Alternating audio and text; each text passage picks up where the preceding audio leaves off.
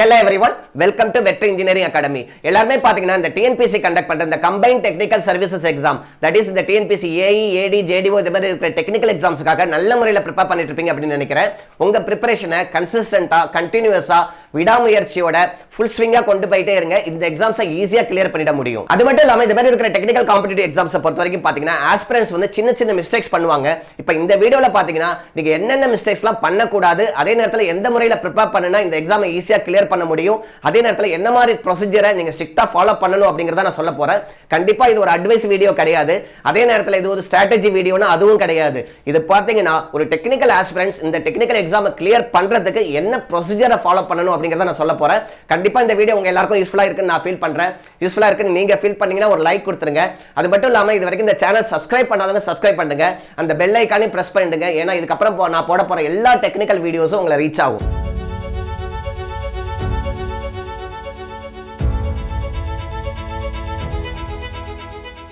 Hi guys, இந்த வீடியோக்குள்ள பார்த்துக்கு முன்னாடி ஒரு சின்ன இன்ஃபர்மேஷன் என்ன அப்படின்னு பாத்தீங்கன்னா, நாங்க வெற்றி இன்ஜினியரிங் அகாடமி சார்பா பாத்தீங்கன்னா இந்த கம்பைன்ட் டெக்னிக்கல் சர்வீசஸ் எக்ஸாம்காக ஒரு கிராஷ் கோர்ஸை வந்து லான்ச் பண்ணியிருக்கிறோம். இந்த கிராஷ் கோர்ஸை பொறுத்த வரைக்கும் பாத்தீங்கன்னா ஒரு ஃபிளெக்சிபிள் ஸ்கெடியூலோட ஹைலி இன்டராக்டிவா தான் இருக்கும். அதனால இந்த கோர்ஸ் கண்டிப்பா உங்களுக்கு யூஸ்ஃபுல்லா இருக்கும். இந்த கோர்ஸ்க்கான டீடைல் வேணும் அப்படின்னா டைரக்டா நீங்க எங்களை கம்யூனிகேட் பண்ண முடியும். எங்களோட கான்டாக்ட் டீடைல் வந்து டிஸ்கிரிப்ஷன் கொடுத்துருக்கேன். வாங்க வீடியோக்குள்ள போகலாம். பொதுவாகவே இந்த மாதிரியான டெக்னிக்கல் காம்படிட்டிவ் எக்ஸாம்க்கு ப்ரிப்பேர் பண்ற எல்லா ஆஸ்பிரன்ட்ஸ்குள்ள இருக்கிற ஒரு பெரிய விஷயம் என்ன அப்படின்னு பாத்தீங்கன்னா, இப்ப அவைலபிள் டைம் பீரியடுக்குள்ள என்னால இந்த எக்ஸாம்க்கு ரெடியாக முடியுமா தான் யோசிப்பீங்க.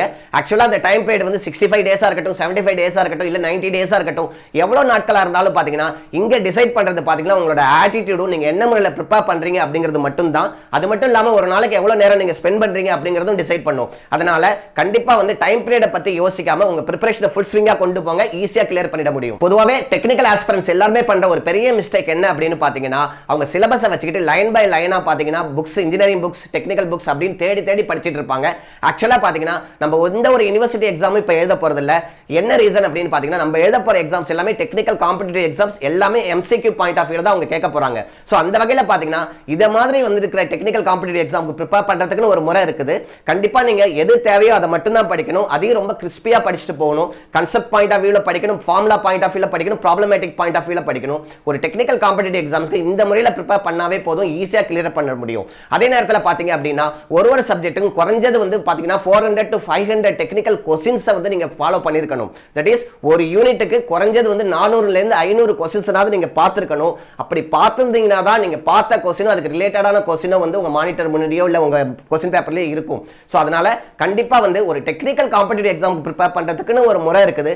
அந்த முறையை ஸ்ட்ரிக்ட்டா ஃபாலோ பண்ணி ப்ரிப்பேர் பண்ணீங்கன்னா இப்ப இருக்கிற கால அவகாசமே போதுமானது. அடுத்து பாத்தீங்கன்னா நம்ம ஆஸ்பிரன்ட்ஸ் எல்லாரும் பண்ற ஒரு பெரிய மிஸ்டேக் என்ன அப்படின்னு பாத்தீங்கன்னா, எனக்கு வந்து இந்த சப்ஜெக்ட் ரொம்ப பிடிக்கும். ஃபார் எக்ஸாம்பிள் எனக்கு சாயில் மெக்கானிக்ஸ் ரொம்ப பிடிக்கும். அதனால நான் சாயில் மெக்கானிக்ஸ் வந்து ஆல்ரெடி நான் காலேஜ் படிக்கிறப்ப நல்ல முறையில் படிச்சிருக்கிறேன், அதனால அந்த சப்ஜெக்ட்டை ஃபர்ஸ்ட் ஸ்டார்ட் பண்றேன் அப்படின்னு ஸ்டார்ட் பண்ணுவீங்க.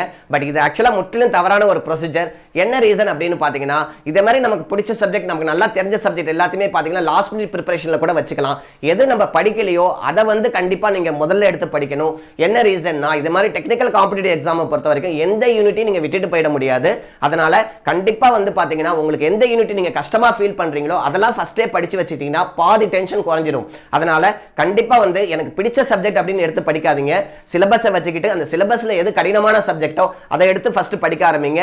அதே நேரத்தில் நான் ஏற்கனவே சொன்ன மாதிரி ரொம்ப கிறிஸ்பியா படிக்கணும். ரொம்ப தியரிட்டிக்கலா உள்ள போய் டெரிவேஷன் இந்த மாதிரி விஷயங்கள்லாம் பார்த்துட்டு இருக்கணுங்கிற அவசியமே கிடையாது.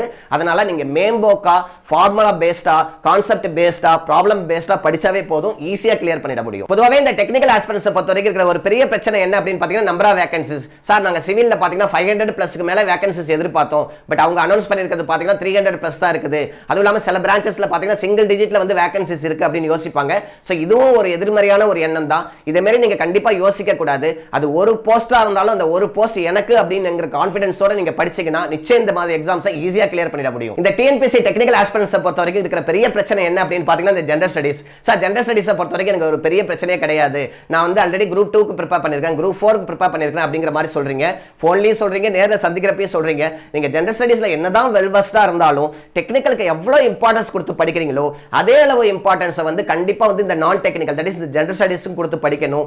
என்ன ரீசன் அப்படின்னு பாத்தீங்கன்னா இந்த ஜெனரல் ஸ்டடீஸ் வந்து உங்களோட செலக்ஷன் ப்ரொசீஜர்ல வந்து ஒரு பெரிய க்ரூஷியல் ரோலை வந்து ப்ளே பண்ணும். அதனால ஈக்குவல் இம்பார்ட்டன்ஸ் கொடுத்து படிங்க. அதே நேரத்தில் நிறைய ஆஸ்பிரன்ட்ஸ் பண்ற ஒரு பெரிய மிஸ்டேக் என்ன அப்படின்னு பாத்தீங்கன்னா இந்த தமிழ் எலிஜிபிலிட்டி டெஸ்ட்டுக்கு நான் லாஸ்ட் மினிட்ல ப்ரிப்பேர் பண்ணிக்கிறேன் அப்படிங்கிற மாதிரி சொல்றீங்க. கண்டிப்பா அப்படி போவாதீங்க. எவ்ரிடே ப்ரிப்பரேஷனை கொண்டு போயிட்டே இருங்க. ஒரு நாளைக்கு வந்து ஒரு half an hourல இருந்து 45 மினிட்ஸ்னாவது இந்த தமிழ் எலிஜிபிலிட்டி டெஸ்ட்டுக்கு ரெடி ஆகுங்க. அப்பதான் அந்த எக்ஸாம் எழுதுறப்ப உங்களுக்கு ஈஸியா இருக்கும். பொதுவாகவே பாத்தீங்கன்னா இந்த டிஎன்பிஎஸ்சி டெக்னிக்கல் ஆஸ்பிரன்ட்ஸ் பண்ற இன்னொரு பெரிய மிஸ்டேக் என்ன அப்படின்னு பாத்தீங்கன்னா இந்த மல்டிபிள் சாய்ஸ் क्वेश्चन பிரிப்பரேஷனை பொறுத்த வரைக்கும் ப்ரீவியஸ் இயர்ஸ் क्वेश्चंस மட்டுமே பார்த்துட்டு போறது. ஆக்சுவலா PYQs that is previous years questions அப்படிங்கிறது மஸ்ட் நீங்க கண்டிப்பா பார்க்கணும். அதே நேரத்தில் பாத்தீங்க அப்படின்னா அந்த ட்ரெண்டுமே மாறிட்டே இருக்குது. ஒரு 15 இயர்ஸ்க்கு முன்னாடி எல்லாம் பாத்தீங்கன்னா இந்த சிவில்ல இருந்து ஜெயராம் ரெட்டி புக்ல இருந்து நிறைய क्वेश्चंस வந்துட்டு இருந்துச்சு. அதுக்கப்புறம் பாத்தீங்கன்னா அந்த ட்ரெண்ட் மாறிடுச்சு.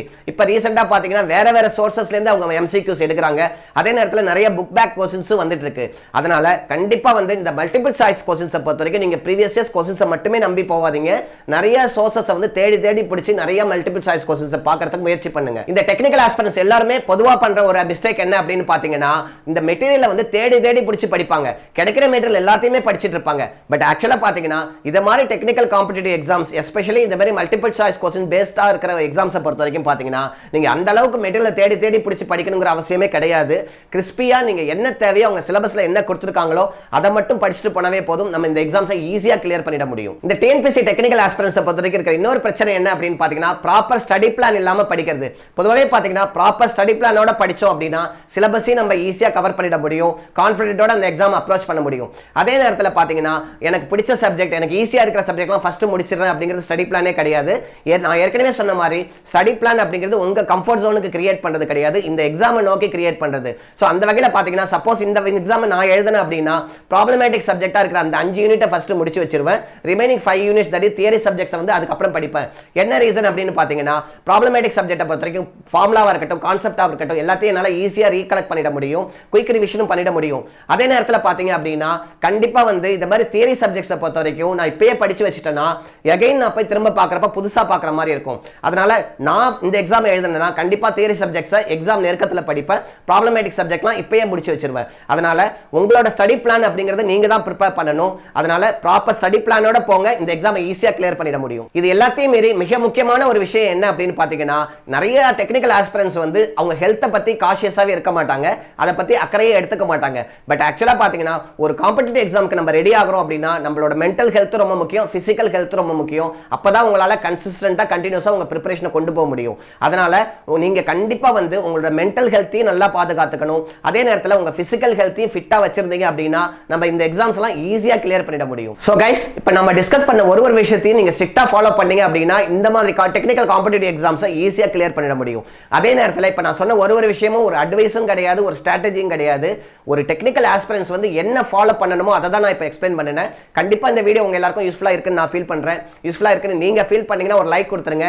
அது மட்டும் இல்லாமல் இது வரைக்கும் இந்த சேனல் சப்ஸ்கிரைப் பண்ணாதான் சப்ஸ்கிரைப் பண்ணுங்க. அந்த பெல் ஐக்கானை பிரஸ்